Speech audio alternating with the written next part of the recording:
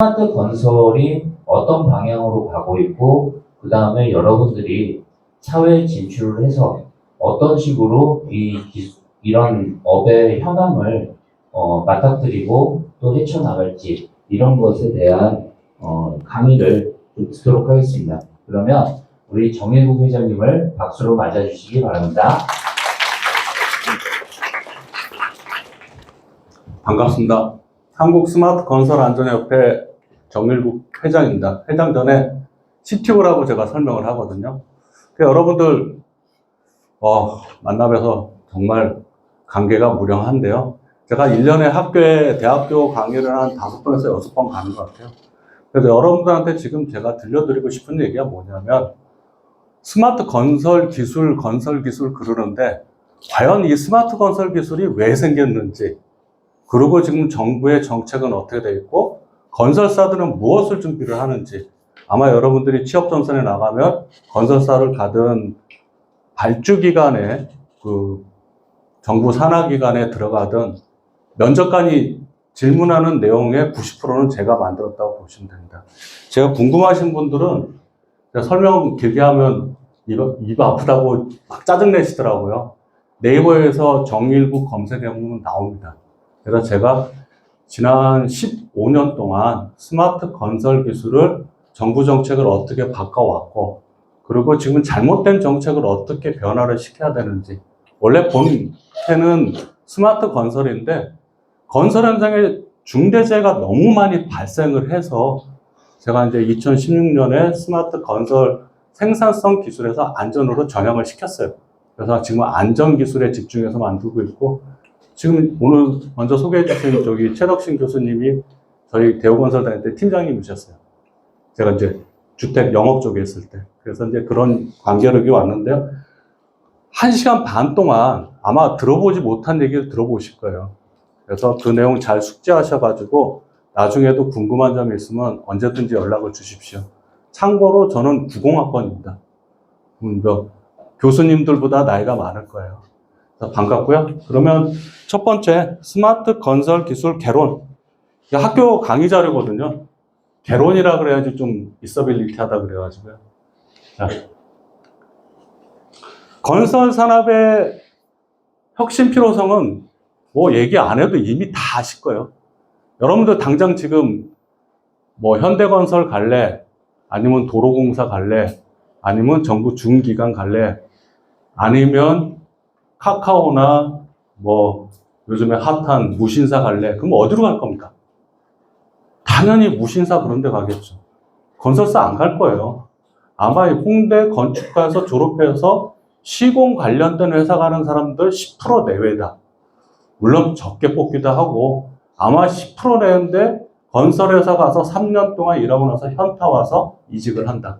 왜? 빙고. 왜? 나는 아름다운 건축물을 만들기 위해서 5년을 공부를 했는데 건설회사 갔더니 시공 현장에 투입돼가지고 호이스트도 없이 20층짜리 아파트를 걸어 올라가서 주방에 후드가 설치됐는지 안 설치됐는지 그거 체크하고 다니더라. 그 대부분 현타 옵니다. 저희 대우건설의 후배들도 들어와서 다 현타 와서 한 30% 회사를 떠나요. 하지만 그런 게 왜 필요했냐면 모두가 잘못하고 있었던 거예요. 건설 산업의 새로운 성장 동력 확보가 필요하다. 이거 언제 나온 얘기인지 아세요? 2000년도에 나왔어요. 2000년도. 지금부터 25년 전에. 제가 이 자료 15년 전에 만든 자료랑 거의 똑같아요. 그럼 제가 부연 설명하는데 안 했죠? 건설이 얼만큼 안 변하는지. 자, 생산성 현상. 2023년 노동 생산성 시간당 달러로 환산했을 때 미국은 74달러, 한국은 41달러, OECD 38개국 중 33위. 이건 제가 좀 은어를 해도 이해를 하십시오. 여러분들 졸릴 때 개소리야 그럴 텐데 생각을 해보세요.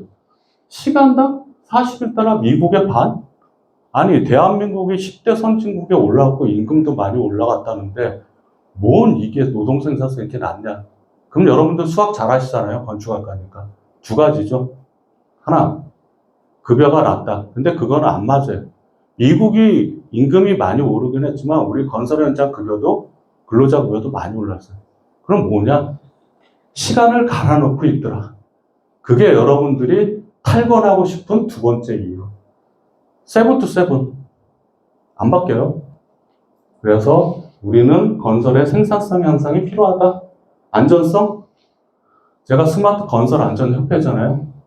얼마 전에 그 명일동 치마 사고, 우리 최 교수님과 저랑 다니는 대우 건설의 현장이에요. 지하철 현장.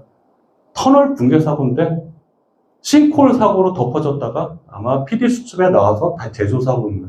그 전에 신안산서 붕괴, 포스코 ENC 잘 아시죠? 그거 터질 때마다 현직자들은 어떤 생각 오겠습니까?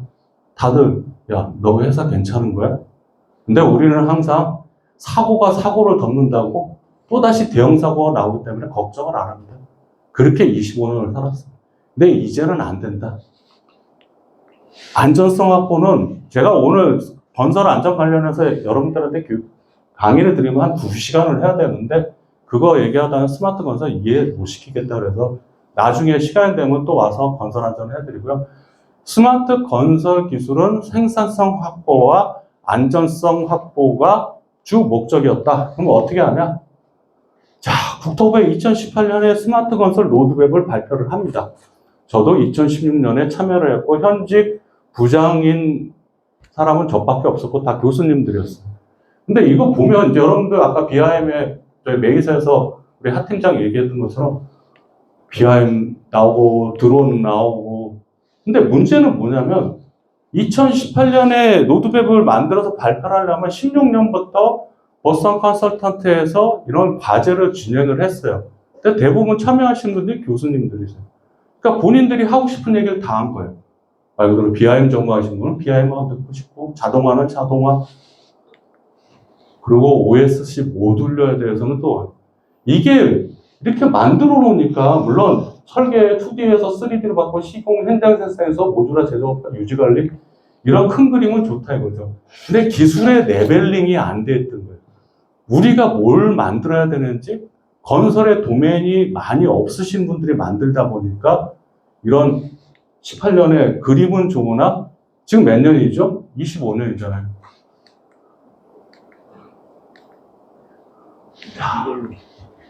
이게 강력. 아, 뭐 이거 잘 안 보이셔도 제 말만 들으면 다 이해하실 것 같은데 자, OECD 하위 3위다.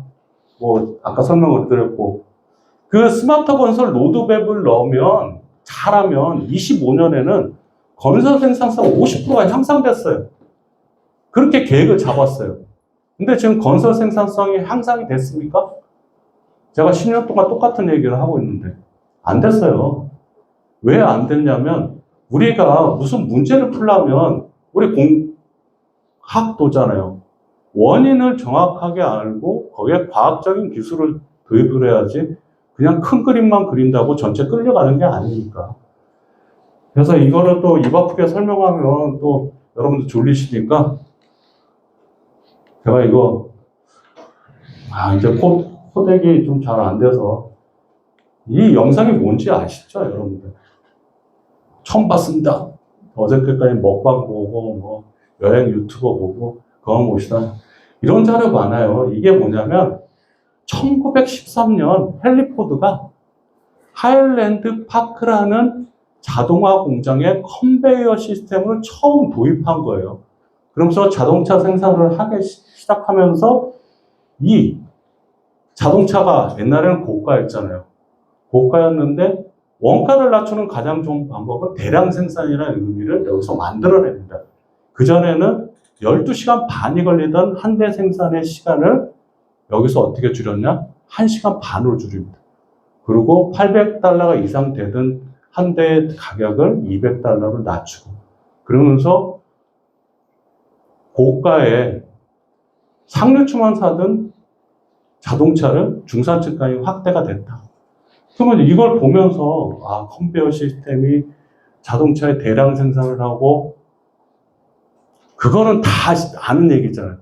근데 여러분들 지금 헨리 포드가 돼서 이 1913년에 내가 자동차의 생산의 컨베이어를 놓고 이 공장에서 보고 있다고 생각을 해보세요.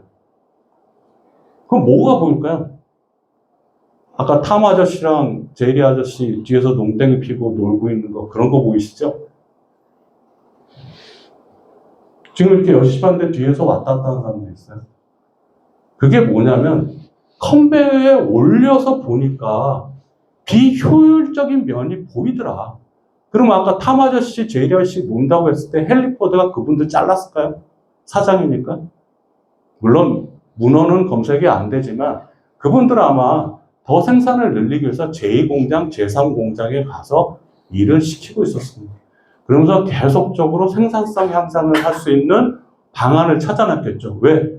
보이지 않던 문제들이 보이기 시작한 게 컨베이어에 올려서 시작이 됐다. 건설 현장 타임레스. 이런 거 보기 싫잖아요. 솔직한 얘기로 우리 건축학도지만. 난 시공 안 할 거야. 아름다운 설계를 할 거야. 설계는 주 80시간 일합니다. 뭐 요즘 BIM 발전하고 뭐 떼나면 끝난다? 다시 원점 돌아갔어요. 최소 60시간 일을 해야 됩니다. 그러면 내가 건축학도로서 이거 멘붕 오잖아요. 또. 근데 아까 컨베이어에 올려가지고 헨리 포드가 포디즘이라는 새로운 생산 방식을 갖고 오면서 생산성을 향상에 박차를 가했어요. 우리 근데 건설은 어때요? 지금 얘기하고 있는데 아직도 토공사하고 있어. 여기 보시면 이래저 개발 생산 프로젝트를 다양하고 긴 공사기간 시공 중 문제 발생 시 곤란하다. 너무나 잘할 거예요. 근데 이렇게 걸리는 줄 몰랐다고 하시는 분도 많아요. 건축학도인데 집 주변에 빌라 공사하는데 지나가면서 공사하네, 시끄럽겠네. 그럼 또 한 분은 지나가다가 야, 또 누군가는 돈 많은 건물주구나. 나는 학생인데. 그러고 나서 한 몇 개월 지나고 나면 다 지었어. 그러니까 여러분들은 중간을 안 보니까 건설이 그냥 길게 느껴지지 않아요. 하지만 아까 제가 얘기했죠. 건설사 가가지고 아파트 현장 28개월 동안 공사할 때 엘리베이터 설치 중에는 호이스트 타고 올라가서 여러분들이 그 점검하고 다니면 현타 올 겁니다. 이게 왜 그 얘기를 하냐면 헨리 포드는 아까 생산 라인에 있던 사람들이 타이어 조립, 엔진 조립 다 내 직원이에요. 그러니까 헨리 포드는 생산성 향상을 위해서는 어떤 생각을 갖고 그걸 실천을 할 수 있어. 사장이니까. 자르지는 않고 제2공장 보내겠죠. 근데 건설은 주인이 누굴까요? 여러분. 이거는 알고 가야죠. 건설사든 건설 산업의 주인은 누구냐? 발주기관 있잖아요. 정부. 국토부는 자기들이 아니라고 하지만 국토부 산하 10개, 도로공사, 철도공사, LH, 그리고 지자체의 SH, GH, 그런 공공기관이 주인이란 말이에요. 그리고 이 건설계는 내가 주인이 하나면 되는데 주인도 여러 명인데다가 그 말 그대로 팀도 다 들려. 토공팀 틀리고 말 그대로 철콘팀 틀리고 내장공사하는 팀 다 틀려. 내가 마음에 안 든다고 저 팀 자를 수 있어요? 못 자르잖아요. 제발 우리말로 이제 건설용으로 대맞지만 안 내고 잘 했으면 좋겠다. 안전사고 안 했으면 좋겠다. 그렇게 생각하니까 우리는 컨베이어에 올릴 수가 없더라. 아무리 열심히 하려고 해도 바뀌지가 않더라. 그러면 어떻게 해야 될까요? 스마트 건설 생산성 향상 위해서. 뭐 BIM, 드론, 이제 두 번째 시간 때 얘기할 거예요. 그 기술이 중요한 게 아니라는 거죠. 보이지 않은 비효율적인 면을 찾아야 되는데. 그래서 여러분들이 좋아하는 디지털 트윈, 가상현실, 가상공간이라는 개념을 2015년에 12년부터 기획해서 15년에 처음으로 대우건설에서 그 스마트 건설 팀을 준비하면서 제가 만들었어요. 왜? 우리가 컨베이어를 못 만드니까 가상의 공간에다가 이런 건설의 전 단계 공정을 올라서 보이게 만들죠. 정보를 모니터링 하자. 그 개념이 스마트 건설의 시작입니다. 이렇게 근본적인 원인을 찾고 해결하는 방법을 과학적이고 기술적인 방법으로 생각해야 되는데 아까 국토부 노드맵 보시면 딴딴딴딴 그 현장에서 멋있는 건 다 넣었죠. 그러니까 안 됐어요. 10년 동안. 이래 다시 한번 재조명되는 게 이겁니다.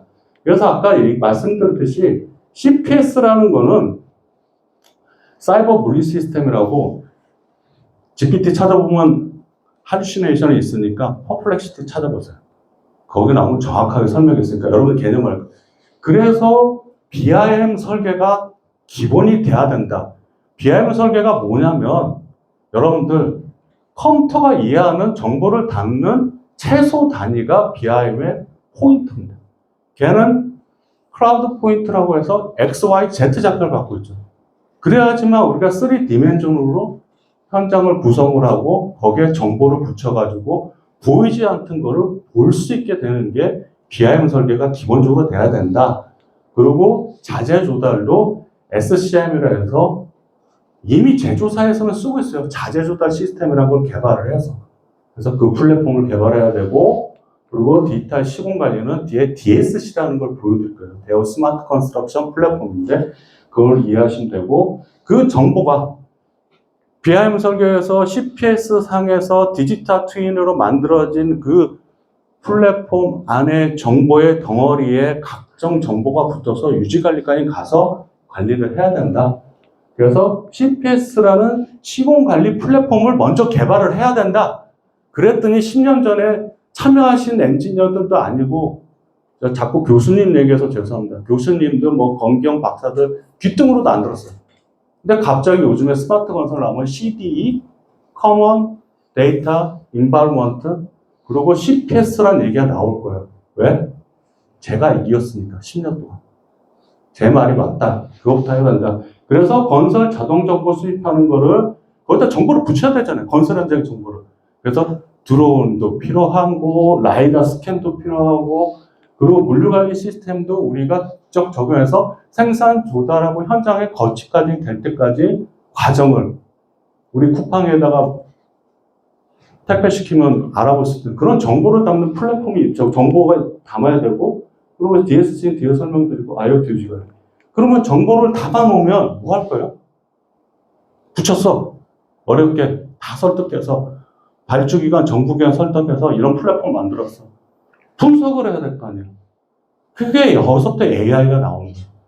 데이터가 모여야지 분석을 하는데 일일이 우리가 엑셀 시트 넣어가지고 또 찾아서 분석할 겁니까? 그러면 이제 저녁에 6시 퇴근 더 못하죠. 그래서 AI가 거기서 들어가서 분석 단위 들어간다. 그리고 시공 자동화는 제가 그때 처음 얘기했을 때도 뒤로 빼놨어요. 모듈로 OSC에 하면 우리 건축학부인데 안 되는 게 99예요. 되는 게 1이고. 자동화, 시공 자동화, MC, MG 장비? 아니 그거는 우리가 개발할 게 아니잖아요. HD, 현대 인프라에서 만들고 볼보 코리아에서 만들고 시장에서 원하면 그들이 만들어 오면 되는데 왜 그거를 건설에 돈을 들여서 개발을 하냐. 그래서 이거는 마지막 빼놓고 이러는 매트릭스로 다시 재조명해서 스마트 건설 로드맵을 다시 그리고 있습니다. 왜? 대선이 다음 주잖아요. 그러니까 숙제들을 하려고 예전 거는 좀 깨버리시고 뭔가 있어빌리티 한 사람 찾아보니까 저밖에 없잖아요. 10년 동안 또라이같이 남아있었으니까. 그래서 이 CPS라는 매트릭스를 개념을 해서 다시 구축을 하고 있다.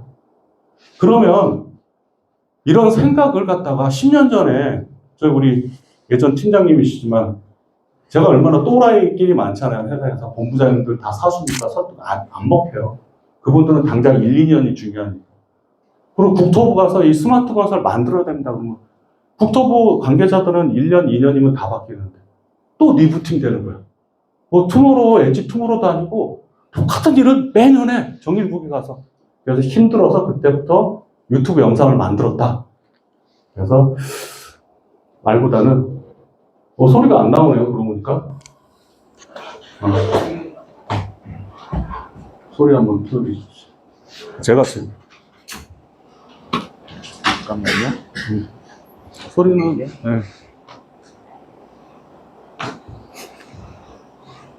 소스.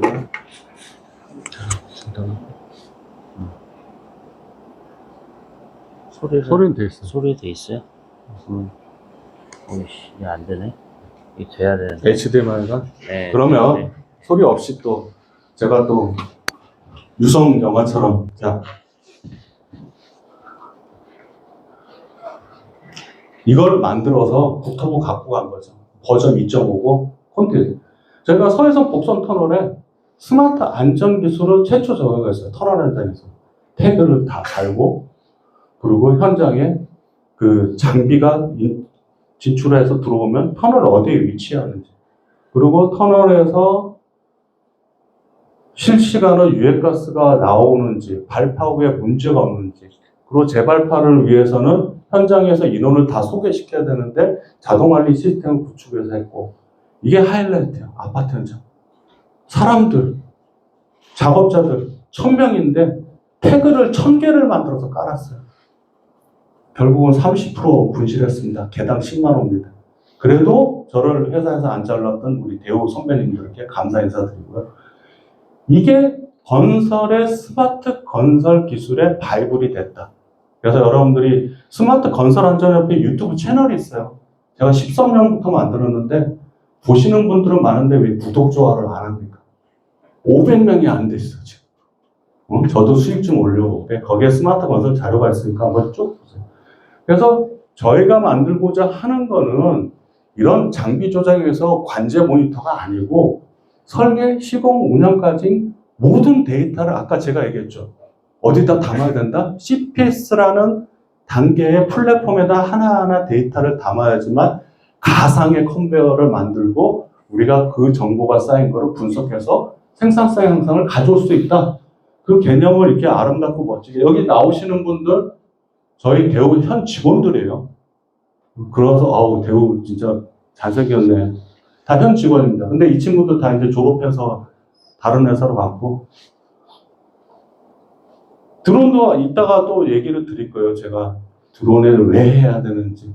아까 메이사에서 플랫폼 솔루션에 대해서 기능이고 현장에서 필요한 얘기들을 했는데 드론도 아까 얘기했지만 현장이 우리는 아웃사이드에서 있기 때문에 모든 정보를 DB하기 위해서는 드론이 영상을 찍고 매핑을 해야 된다. 그래서 설계에서 완성된 모델링 데이터는 우리가 시뮬레이션도 하고 자재 발주도 아까 말씀드린 쿠팡에서 물류 발주하듯이 우리가 SCM이라는 기술을 적용해서 관리를 한다. 그러니까 생산부터 조달하고 현장의 거치까지 다 관리할 수 있는 플랫폼. 아, 이 친구는 모델이에요. 이 친구는. 네, 전신이 나오려고 그러면 아직까지도 건설에서 전신 나온 모델 한 친구들이 많지 않아서 이 모델이고. 그래도 이 CPS라는 게 이제 개념이 있으셨어요. 우리가 건설 현장을 컨베이어 못 올리니까 플랫폼을 개발을 해가지고 가상의 공간에서 앱이든 웹이든 우리가 실시간으로 모니터링 컨트롤할 수 있게 그리고 쌓인 정보를 분석할 게 만들어 보자. 그 안전관제는 다음에 한번 기회가 되면 제가 시간 내서 사고 영상들을 보여드리면서 한번 여러분들이 고민하는 시간을 갖도록 하겠습니다. 그래서 이게 되게 길어지는데요.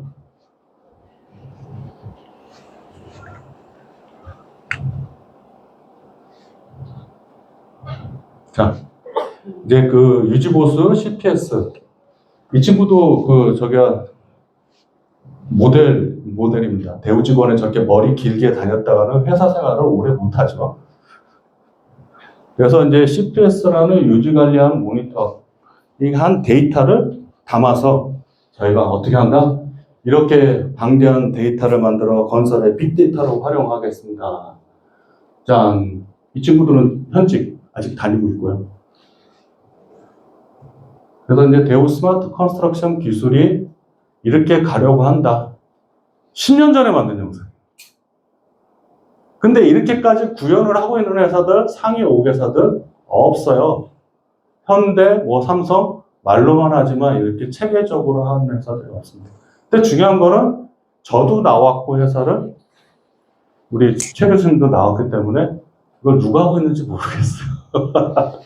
그래서 대우 스마트 컨스트럭션이 이렇게 시작이 됐다. 그래서 CPS라는 개념을 설명을 하기 위해서 영상을 만들고 계속적으로 10년 동안 에이징을 해왔다.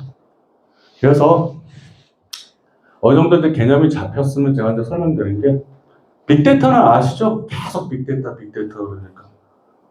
빅데이터 모르는 건축학도는 없으실 거예요. 하지만 우리는 또 반전이 있다. 기존 데이터베이스로 수집, 저장, 분석 따위 수행하기 어려울 정도의 방대한, 지금 GPT가 LLM, 텍스트 기반의 수많은 자료를 학습을 시켜서 저희한테 이상한 할루시네이션을 보여주고 있지만 그래도 비슷한, 내가 원하는 걸 추론해서 주잖아요. 기분 좋잖아요. 하지만 건설은 설계, 조달, 시공, 안전, 운영, 빅데이터가 없다. 응? 10년 동안 그렇게 데이터를 모아라 그래도 빅데이터라는 게 존재하지 않는다. 왜 존재하지 않을까요? 여러분들. 우리가 DB를 현장 가시면 놀라실 거예요. 발주 기간별로 문서 폼이 다 틀려. 그리고 설계도도 틀려. 그리고 건설사마다 데이터 관리하는 방식도 다 틀려. 그거를 통일을 누가 해야 되는지 아세요? 국가가 해야 되는 거예요. 아까 최대 고객이랬잖아요. 그 분들께서 DB를 통합하고 DB를 빅데이터로 만들 노력을 10년 동안 해왔으면 지금쯤 저희도 스마트 건설 활성화돼서 생산성 향상은 이런 거야 하고 보여줄 수 있는데, 빅데이터가 아쉽게도 없다. 그래서 건설 빅데이터는 지금부터라도 목적성 있게 메타데이터화해서 차근차근 만들어야 된다. 그래서 여러분들이 이제 건설회사를 가면 기회가 올 수 있다. 왜? 우리 고인물들이 이렇게 다 나오고 이해를 하는 여러분들은, 자, 플랫폼 개발하고 솔루션 개발하고 그거 잘할 수 있잖아요. 아파트 가서 20층에서 공구리 타설하는 거 보고 검측하는 것보다 그게 훨씬 낫지 않습니까? 그래서 이 플랫폼을 만들 수 있는 방향으로 생각을 전환을 해라. 그리고 AI 머신러닝 전형은 너무나 잘 알죠. 자, AI CCTV, 요즘에 다 AI CCTV 그러는데, 아까 제가 뭐라 그랬죠? 건설 현장에 빅데이터가 있습니까? 없습니다. 건설 현장에 영상 데이터가 있을까요? 사진 데이터가? 안타깝게도 없습니다. 왜? 우리는 건설 현장 안에서 일어나는 일을 누군가 보는 게 싫어. 발주처에서 CCTV 연결해서 보는 것조차도 싫어합니다. 왜? 완벽할 수 없다는 완벽주의가 있어서 몰라도 건설 현장은 너무나 많이 부족한 면이 있어가지고 영상들이 제대로 남지 않고, 그동안 현장에서 검측 데이터라든가 모든 사진 데이터는 어떻게 보관해왔다? 한글 HWP 2.0에다가 위칸 아래칸에서 사진 대지 만들어서 보관해서 발주처에서 주면 숙제 검사 끝나고 어디로 가는지 파기가 됐더라. 그래서 영상 데이터가 없다. 그래서 지금 AI CCTV를 개발을 해도 현장에서 오타이 나는 거예요. 왜? 학습 데이터가 적으니까. 그래서 AI CCTV 분야도 여러분들이 도전해야 될 분야이다. 자, DSC, 아까 처음에 설명드렸던 내용인데요. 건설 현장의 모든 정보를 수집 분석하여 자동화 시공 관리 시스템입니다. 이거 핸드아웃 자료 나갔나요, 교수님? 핸드아웃 자료 우리 올려놨습니다. 그거 보시고요. 이거 아까 DSC 2.5 영상 보면 다 이해되는 내용이니까요. 자, 10년 전에 이렇게 기획을 했어요. 플랫 CPS를 만들려고 안전관리, 품질관리, 환경관리, 공정관리, 보건관리에 각각의 솔루션을 만들어서 이 정보를 취합하는 플랫폼을 만들자. 그래서 저희가 이제 클라우드에다가 올려서 또 시도도 해보고 온디바이스에도 해보고 여러 가지 시행착오를 했어요. 그렇게 대우건설에서 열심히 했다 그래도 8개 현장밖에 적용을 못 해봤다. 왜? 대우건설도 뭐 2년에 한 번씩 사장님 바뀌고 본부장 바뀌는데 리프팅 되는 거지. 다 처지. 2년 후에 또 리프팅되고 팀도 있었다고 없고. 그래서 아직도 갈 길이 멀다. 그래서 이제 이 설명을 드리면 뭐 디지털 종합상업화, 실시간 협업문화, 연계 서비스 생산관리, 건설무사 리스크 분석돼요. 이거 10년 전에 다 프로토타입으로 개발했는데 아직까지도 건설회사 현장에서 안속에 활성화가 안 됐다. 이제 이런 거 하나 개발해가지고 AI 넣어가지고 자 계약서 자동 분석한다. 그거 발주 도로공사에서 나왔다고 홍보하고. 답답한 현실이에요. 두 번째, 안전만큼은 제가 2019년부터 집중했기 때문에 한국 스마트 건설 안전협회 자꾸 협회 크게 홍보가 아니라 네이버 블로그라든가 유튜브 채널 가서 보시면 안전기술은 많이 구도화됐다.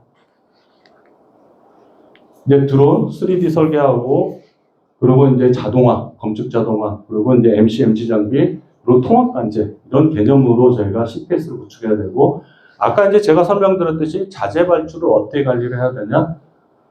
항상 그 얘기를 해요. 어젯밤에 이제 쿠팡 와우 회원이잖아요. 쿠팡 딱 신청하면 툭 던져놨잖아요. 아침에 현관에다. 그건 너무 빠르고요. 일반적인 우리가 택배를 신청을 하면 그거 들어가면 이제 배송 현황이 뜨잖아요. 물류지에 모이고 물류지에서 다시 배송지까지 와서 배송지에서 또 개별 택배. 그게 건설 현장에서 필요하더라. 근데 건설은 그게 왜 안 되냐면 쿠팡의 택배들은 박스 사이즈지만 건설의 자재들은 어마무시하게 크잖아요. 그러니까 관리할 수 있는 부분이 어려워서 빔 설계를 우선을 해야 되고, 그 대량 벌크 물량으로 발주를 하니까 그 벌크 물량을 CPS의 자재교환 시스템에 구현을 해서 한꺼번에 발주를 하고, 현장에 어떻게 관리를 하냐?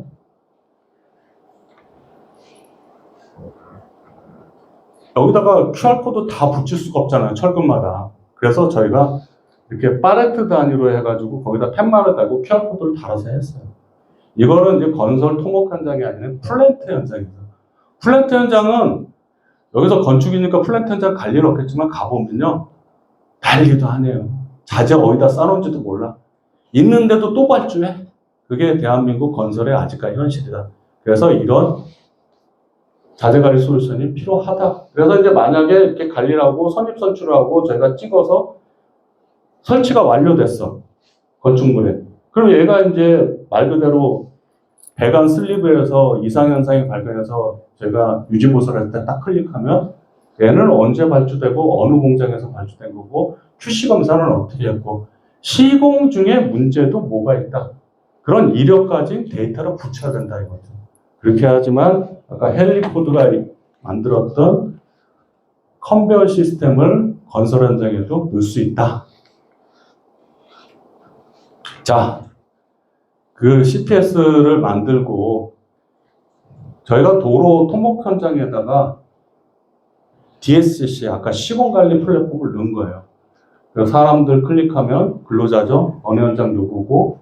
지금 클릭을 하면 이 사람이 그 성함이 나오는 게 아니라 백단에는 로그 데이터가 있어요. 현장에 몇 시에 현장에 조닝이 됐고 이 사람이 트랙을 어떻게 밟고 오늘 토공 현장에 있었는지 아니면 교랑 현장에 있었는지 트래킹을 할 수 있는 자료를 만들고 있었던 거예요. 근데 앞에 단에다 올려놓으면 건설 현장 가면 노조들이 항상 그래요. 왜 감찰을 하냐. 근데 인원에 대해서 트래킹되고 장비에 대해서도 트래킹되고 아까 자재는 뭐로 만든다 그랬죠? CPS상에서 CIM이라는 솔루션에서 저희가 QR코드로 붙여가지고 현장에서 언제 도착하고 언제 설치했는지 그거 관리를 한다 그랬잖아요. 그래서 이걸 만든 이유가 뭘까요? 이렇게 딱 뜬금없이 물어보면 딱 질문을 날려야 되는데 다 열심히 딴짓을 하고 계십니다. 시선을 피하려고. 아까 제가 말씀드렸죠? 컨베어에 올린다 그랬잖아요. 컨베어에 올려가지고 가상의 CPS를 만들어서 눈으로 봐야 될 거 아니에요, 여러분들이. 시각적으로 보여야지 판단을 할 거 아니에요. 그래야지 AI 솔루션을 만들어서 학습을 시킬 거 아니에요. 뭐 내가 모르는데 AI 보고 얘가 무슨 알라딘의 지니도 아니고 하라고만 합니까? 맨날 뻥 맞히지? 그래서 이런 CPS를 만들었던 이유는 자, 자동 공정부터 만들려고 했던 거예요. 현장에 가서 일하신 분들은 많이 없겠지만 우리가 건설 현장 가면 하도급이 60, 70%예요. 원가 관리를 못하는 분. 100%에서 60, 70% 관리를 못해. 그러면 항상 이 친구들이 6월, 7월 비 오고 나면 공사 힘들었다. 그럼 7, 8, 9월부터 본격적 공사하면 돌강 공사라고 하거든요. 그럼 갑자기 6월, 7월에 깨진 걸 갖고 옵니다. 갖고 와서 우리 한 10억도 손해봤어. 이놈들 다 불러놨는데 말 그대로 비 오고 대마진하고 안 돼서 우리 손해봤어. 그럼 갖고 와요, 건설 현장에. 그러면 소장, 공무는 그걸 받는 순간 뒷목을 잡습니다. 얘들 10억의 근거를 분명히 소장님은 가져오라 그럴 텐데 내가 찾을 수 있는 근거는 못 밖에 없다? 작업일보 그 친구들이 만들어 놓은 거. 작업 일보는 아름답습니다. 300명씩 들어왔어. 현장에 아침에 조회할 때, TV행 할 때 300명이 있어. 현장에 가면 터널 안에는 폐쇄된 공간이니까 50명이 들어왔는데 나머지 250명은 어디로 갔을까요? 제가 돌아다녔어요, 현장을. 장비는 서 있고, 장비는 기름 누르고 가고, 교량팀은 뭐 자재 준비 안 됐다고 딴 데 갔다고 그러고, 그 250명은 허수로 등록이 되는데 그 공사비를 갖다 계산을 갖고 오니까 어떻게 뒷목을 잡죠. 그거 잘못 올렸다가는 소장 견책받고 담당 임원한테 우리 그때 말로는 이제 한 대 맞습니다. 근데 지금은 집에 조용히 보냅니다. 그래서 그때 자동 공정을 만들려고 CPS를 했다. 그게 뭐? 왜 우리가 관리를 해야 되는 자재랑 인원, 장비가 효율적으로 투입되는지를 보기 위해서 이런 시도를 10년 전부터 해왔다. 근데 민간건설에서 하는 거는 한계가 있더라. 이걸 누가 이렇게 해야 된다?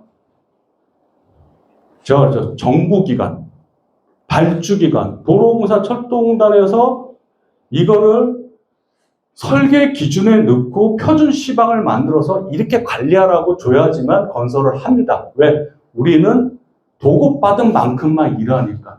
그래서 스마트 건설이 안 된 거예요. 건설사들이 하는 거는 한계가 있으니까. 그래서 이제 대우에서 제가 22년까지는 현직에 있으면서 이런 단계로 처음에 이제 안전에 집중했고, 그 다음에는 가상 현장 집중하고, 그 다음에 AI 리스크 예지 분석까지 가겠다. 8개 플랫폼을 만들고 회사 25년 다니고 사표를 내고 나왔습니다. 더 이상은 회사에서는 할 수는 없겠더라. 왜? 아까 고객, 정부기관, 그 분들을 설득하고 이해를 시켜야 되니까 가장 좋은 스탠스가 뭘까요? 제가 아까 메이사 같은 개발사의 CTO가 CEO가 돼서 제가 말을 하면 됩니까? 안 되죠. 건설회사 모인 국토부 세미나 가면 건설회사 질문하면 아무도 얘기 안 해요. 왜?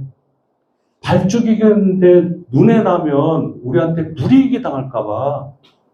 대고객이잖아요. 신세계 백화점의 VVIP가 정부기관이라 이거죠. 말을 못해요. 그래서 제가 이 친구들을, 친구라고 하면 또 외국에서 하신 분, 저보다 나이 많으신 분도 별로 안 계세요, 국토부에. 제가 에이징을 하려고, 설득을 하려고 제일 중요한 게 민간과 정부기관을 중간에서 연결하는 협회를 만든 거예요. 그래서 협회에서 이 스마트 건설, 스마트 안전의 정책 제도, 보급 확대, 기술 고도화까지 진행을 하고 있다. 그래서 이제 3년 됐고요. 협회 만든 지는. 그래서 나와서 앞으로 3년 후에는 제가 뭘 하고 있을지는 모르겠어요. 하여튼 이런 과정으로 노력을 해봤다.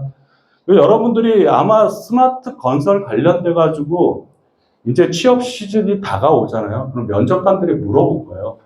그러면 이제 이런 제가 했던 얘기 하시면 큰일 납니다. 정부에 발표했던 로드맵을 한 번씩 다 보세요. 그래서 그걸 갖고 가고, 그러면 딱 그런 질문을 할 거예요. 건설에서는. 스마트 건설이 10년 전부터 이렇게 활성화됐는데 왜 이렇게 건설회사라든가 보급이 안 됐을까요? 그럼 여러분들 다 똑똑하시잖아요. 생성된 AI잖아. 학습이 됐으니까. 딱 얘기를 하시라고. 자, 스마트 건설 추진 주요 이슈는요. 추진 동력이 필요하더라. 아까 발주기관, 정부기관에서 한 방에 다 법을 만들어 해결해주면 좋은데 그게 안 돼서 건설사들이 자구책으로 생산성 원가율이 올라가니까 관리를 해야 되잖아요. 그래서 만드는데 이런 기술 만들 때 누가 한다? 헬리포드가 했던 방식. 내가 보고 비효율적으로는 바꿔야 되잖아요. 바텀업이 안 돼. 사장이, 오너인 사장이 탑다운식으로 시켜야 된다. 그리고 두 번째, 프로세스 변화 개선인데 이 건설은 플레이어들이 건설회사도 본부끼리 협업 안 되고요. 협력사, 하도급사, 제각기고요. 이거 어려워요, 만들기가.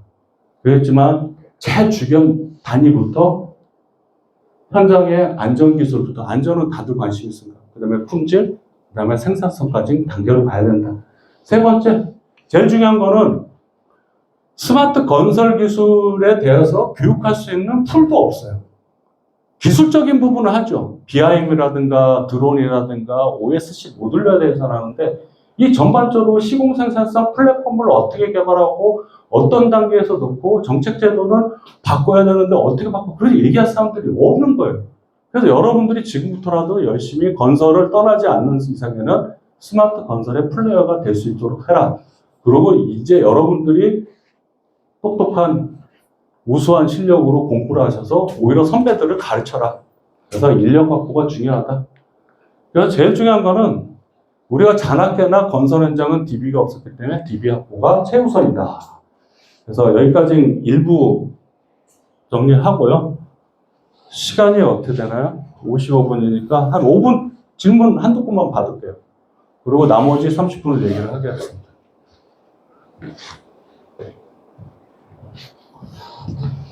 쭉 다 하신다고. 다 하는 분한테 그게 나을까요?